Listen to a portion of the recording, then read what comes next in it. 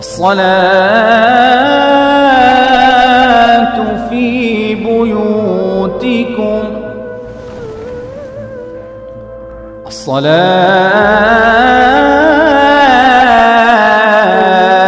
في بيوتكم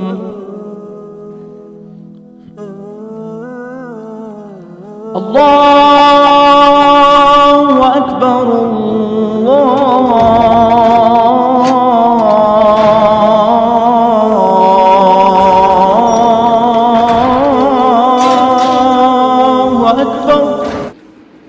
अस्सलामु अलैकुम वरहमतुल्लाहि वबरकातुह। पूरी दुनिया कोरोना की एनिवर्सरी बड़े धूमधाम से मना रही है। हमारे मुल्क भारत ने तो इसकी सालगिरह के मौके पर मुल्क के कई हिस्सों में लॉकडाउन लगाने का फैसला किया है। कई रियासतों ने कुछ शहरों में नाइट कर्फ्यू को गनीमत जाना। दोबारा लॉकडाउन और नाइट कर्फ्यू ने लोगों के अंदर एक खौफ पैदा कर दिया है और लोगों को पिछले साल गुजारे हुए दिन याद आ रहे हैं। आज की इस वीडियो में हम इसी महामारी के बारे में बात करेंगे। तो चलिए जानते हैं इसकी शुरुआत कैसे हुई। चीन से कोरोना के नाम पर उठने वाले इस तूफान के बारे में तवक्को न थी कि पूरी दुनिया इतनी तेजी से इसकी लपेट में आ जाएगी और इतने कम वक्त में लाखों अफराद मौत के आगोश में चले जाएंगे। मौजूदा तरक्की याफ्ता दौर और साइंसी इजादात की रोशनी में वो इंसान जो चांद और स्पेस को मुसख्खर करने के ख्वाब देख रहा है, एक जरसूमे के हाथों बेबस और लाचार होगा। इस वायरस ने पूरी दुनिया की मईशत को हिला कर रख दिया। दुनिया साकित तो जामिद हो गई, मौत का खौफ तारी हो चुका, तरक्की याफ्ता ममालिक ठिठर कर रह गए हैं।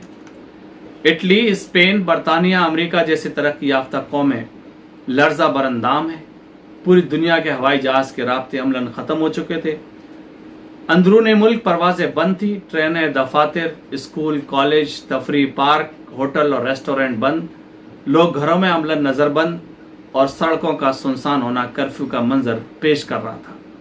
सैकड़ों लोग रोजाना मौत की वादी में गुम हो रहे थे। वो ममालिक जहां खाने और पीने और खुराक की कड़ी निगरानी की जाती है, जहां सड़कों को रोजाना धोया जाता है, सफाई मिसाली है, वो भी इस मर्ज के हाथों महफूज नहीं थे। बाज़ाब्ता मीडिया के जरिए बहुत बड़े पैमाने पर इसकी तशहीर अमल में आई। WHO से लेकर हर मुल्क की हुकूमत और हर अमले को बखूबी इस्तेमाल किया गया। आलमी इदारे सेहत की बातों को वही इलाही समझा जाने लगा, जिसने अब तक इसकी रोकथाम का यही हल बताया कि हर तरह की सरगर्मियां बंद करके घरों में महसूर हुआ जाए, भले इस इलाके में ये वबा पहुंची हो या ना, और अगर पहुंच गई तो लोगों लगा कि हर तरफ मौत का फरिश्ता मौजूद है और ऐसा माहौल बना दिया गया कि आम इंसान उनके दिमाग माउफ हो गए। कोरोना वायरस की वबा के सामने आते ही दो हाथियों के दरमियान कोल्ड वॉर शुरू हो गया। अमेरिका और चीन ने एक दूसरे पर इल्जाम तराशी का आगाज कर दिया।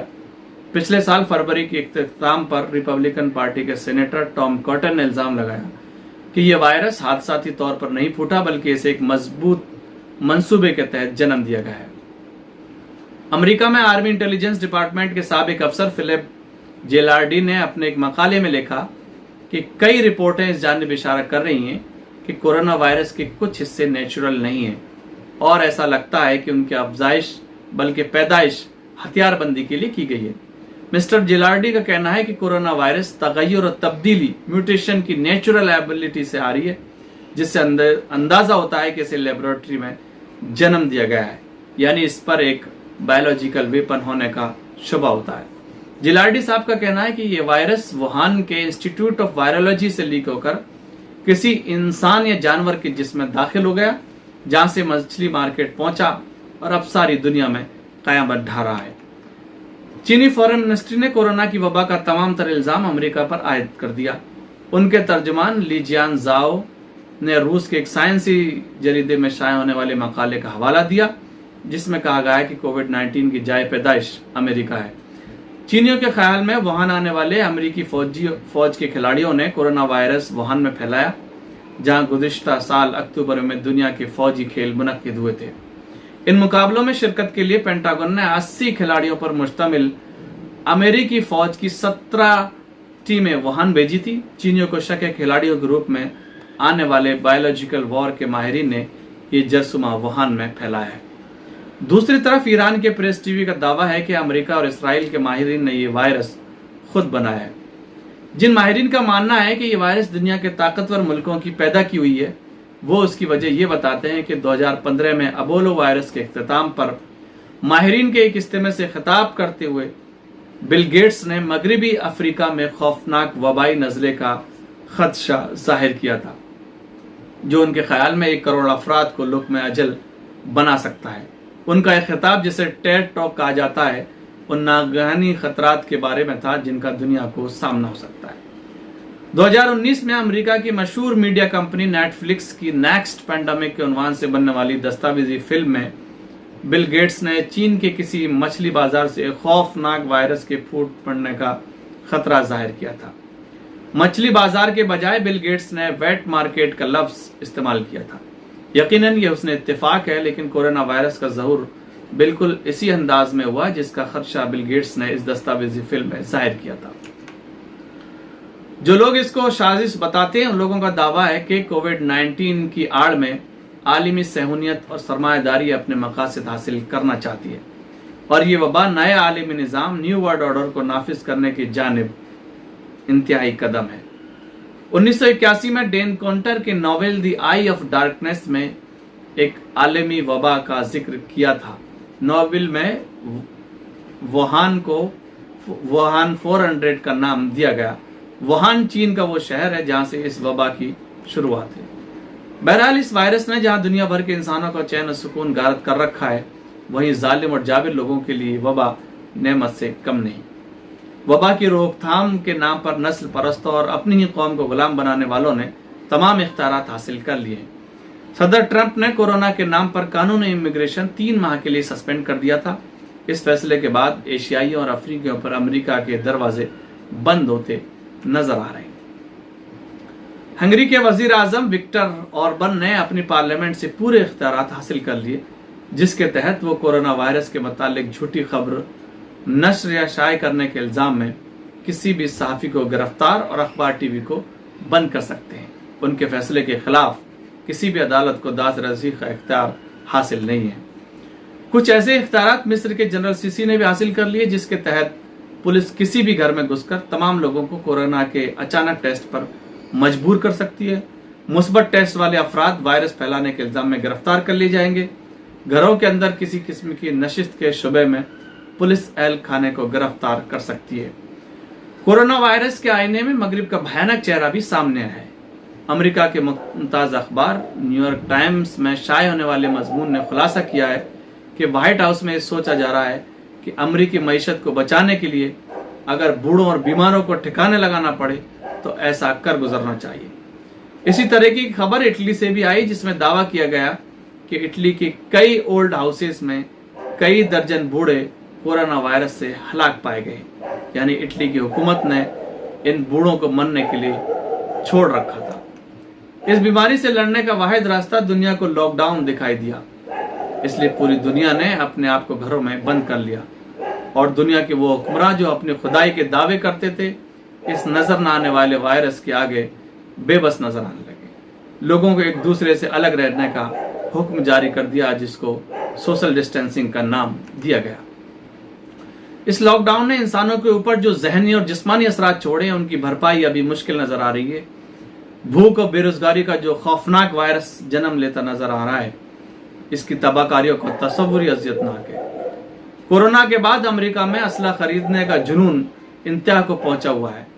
اسلحہ خریدنے والے افراد کو اندیشہ ہے کہ اقتصادی حالات مزید خراب ہوئے تو لوگ لوٹ مار کے لیے گھروں اور بازاروں پر حملہ کریں گے۔ سارے امریکہ میں لاک ڈاؤن کے خلاف مظاہرے ہوئے۔ ریاست وسکونسن کی سپریم کورٹ نے ایک حکم کے ذریعے لاک ڈاؤن کو اللیگل قرار دیا۔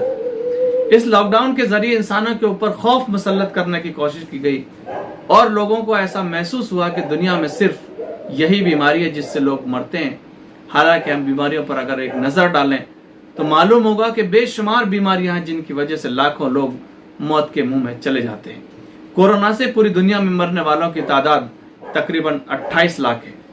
کل بیمار ہونے والوں میں سے صرف 3% لوگ کورونا سے مرتے ہیں۔ بھارت میں تو یہ صرف 1.3% ہے۔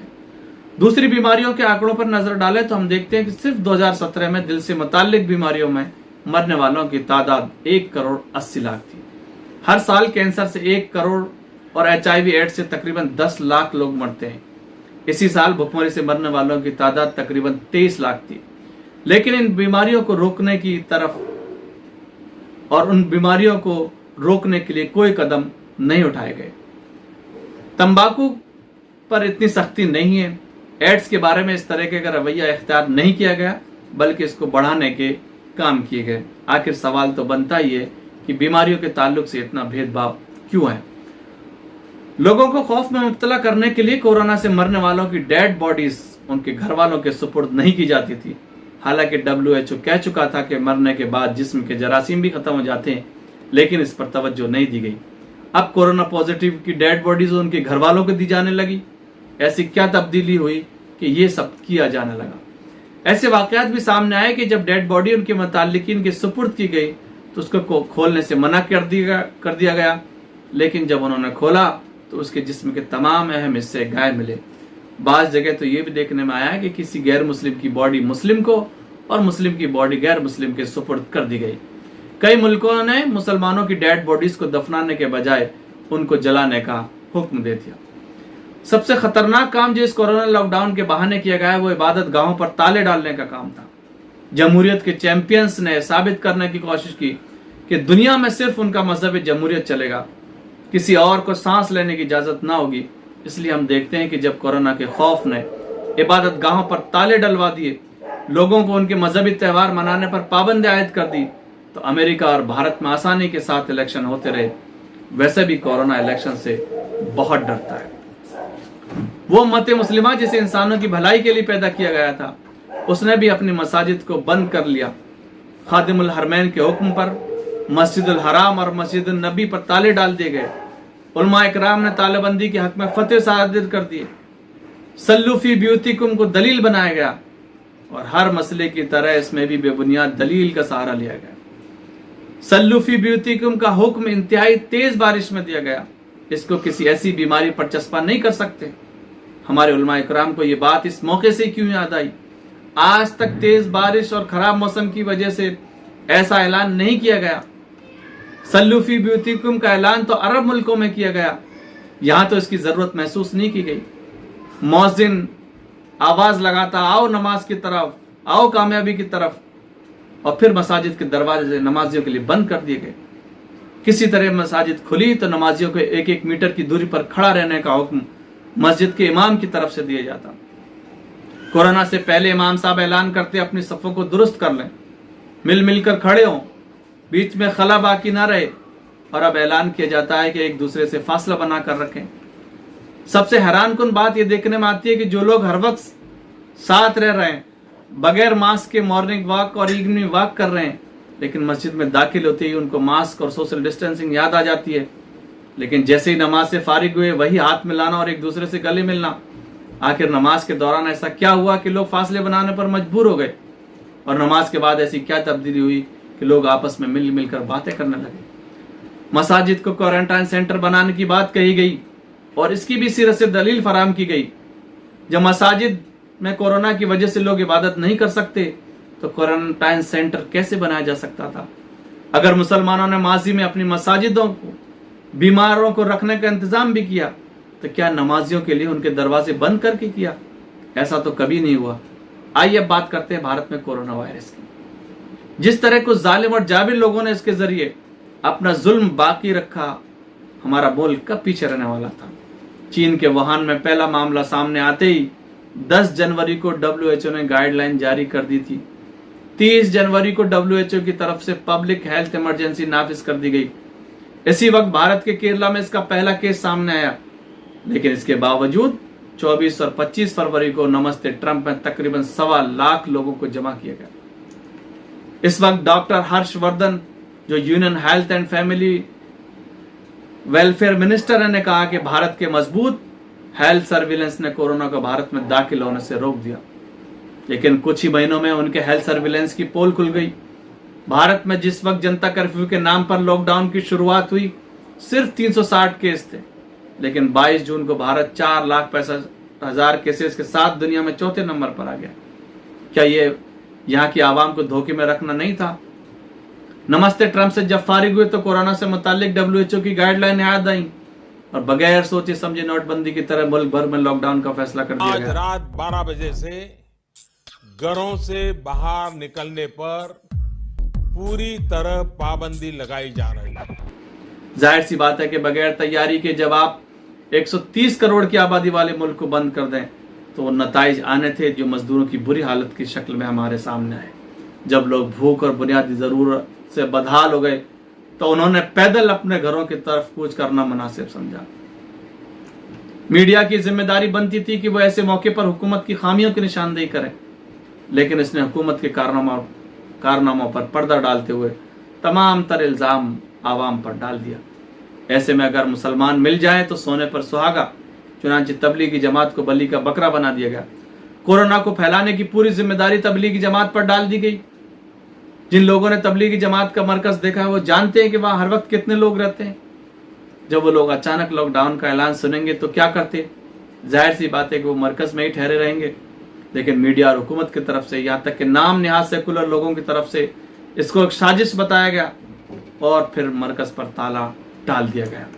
اس کے بعد میڈیا اور عوام کو جو رویہ مسلمانوں کے ساتھ سامنے آیا، اس پر بات کرنا یہ اپنے وقت کا ضائع کرنا ہے. ان کے منہ میں جو کچھ آیا اس کا اظہار انہوں نے اپنی زبانوں سے کیا. ہی گمبھیر مدعا لے کر آیا ہوں اور نریندر مودی سرکار کو آہوان کر رہا ہوں کہ اس دیش میں تبلیغ جماعت پر ترنت بین لگنی چاہیے. اور یہ سوچ تبلیغی جماعت کے لوگوں کی ہے.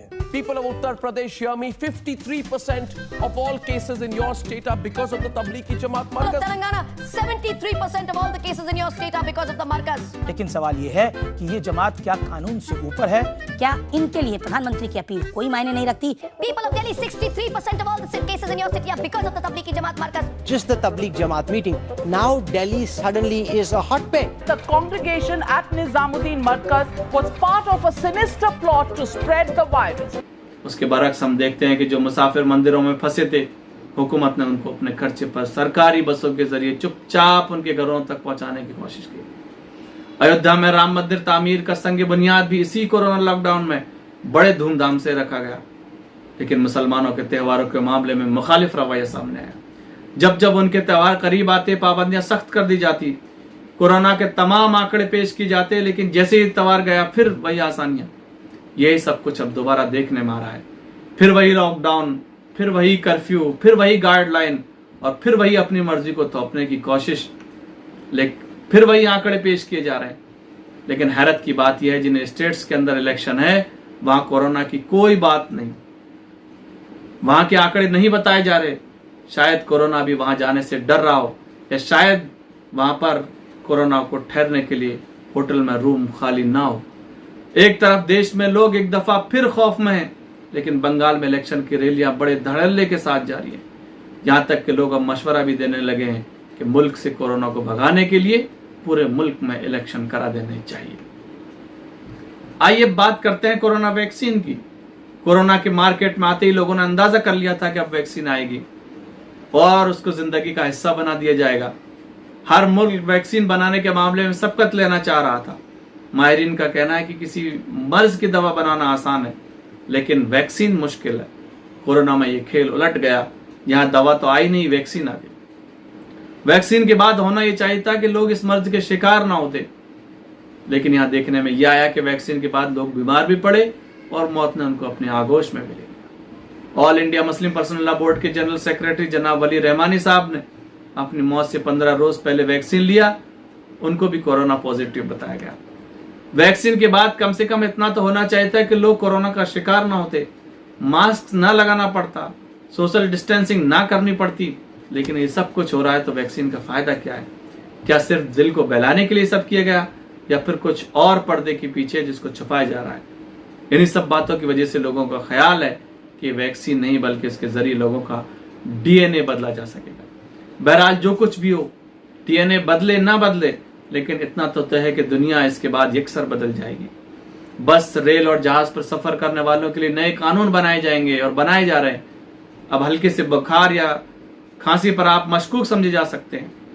ویکسین کے بازار میں آنے کے بعد ہر مسافر کو ویکسین کا سرٹیفکیٹ جیب میں رکھنا ہوگا اور کورونا پھیلانے کی غیر ارادی کوشش بھی آپ کو پولیس کے حوالے کر سکتی ہے. موبائل ایپ کے ذریعے اب ہر شخص پر نگرانی رکھی جا سکتی ہے. इसराइली प्राइम मिनिस्टर ने एक इसराइली कंपनी की तैयार करदा मूविट ऐप के बारे में बताया, जिसके जरिए 102 मुल्कों के 3100 शहरों में 80 करोड़ मुसाफिरों पर नजर रखी जा सकती है। इसराइल, ऑस्ट्रेलिया और दीगर ममालिक मिलकर एक आलमी ट्रेवल डाटाबेस मरतब करने का प्लान रखते हैं। इस डाटाबेस में मुसाफिरों की वैक्सीन का रिकॉर्ड, अमराज की निशानदेही, उमूमी सेहत से मुताल्लिक मालूमात, माजी करीब में किए जाने वाले सफर और नक्ल हमले की तफसीलात दर्ज होंगी। इसराइली वजीर आजम ने हाल ही में इसराइल की खुफिया एजेंसी शिन बेट को मोबाइल फोन से कस्टमर्स की मुकम्मल मालूमात हासिल करने का इख्तियार दे दिया है। उनके लिए लाजमी होगा कि वो अपने मुकम्मल डाटा मोबाइल फोन में महफूज रखें, जिसमें कोरोना समेत सेहत से मुताल्लिक तमाम टेस्ट के नताइज शामिल हैं। इस ऐप के जरिए मोबाइल फोन के मकाम की निगरानी की जाएगी और अगर किसी फर्द के करीब किसी भी ऐसे शख्स को पाया गया जो कोरोना से मुतासर है, तो ऐसे में इसके जरिए फौरन वहां से हट जाने और मुतासरा शख्स को वहां से दूर चले जाने की हिदायत की जाएगी। फलस्तीनियों को शिकायत है कि शिन बेट को कोरोना वायरस की आड़ में उनकी नकल हरकत का मुकम्मल डेटा जमा कर रही है। चीन ने कोरोना का फैलाव रोकने के लिए एक ऐप तैयार की, जिसे क्लोज कॉन्टैक्ट डिटेक्टर का नाम दिया गया। स्मार्टफोन में यह ऐप डाउनलोड करने वाले जैसे ही किसी कोरोना पॉजिटिव के करीब पहुंचते हैं, ऐप उन्हें अलार्म के जरिए खबरदार कर देती है। ऐसी सूरत हाल में जब कोरोना पूरी दुनिया का सबसे बड़ा फ्रॉड बन चुका है, इस खैर उम्मत की जिम्मेदारी बनती है कि वो दुनिया को इसके बुरे नताइज से आगाह करे। कोरोना की आड़ में जो जालिम और जाबिर लोगों का भयानक चेहरा है, उसको दुनिया के सामने लाए।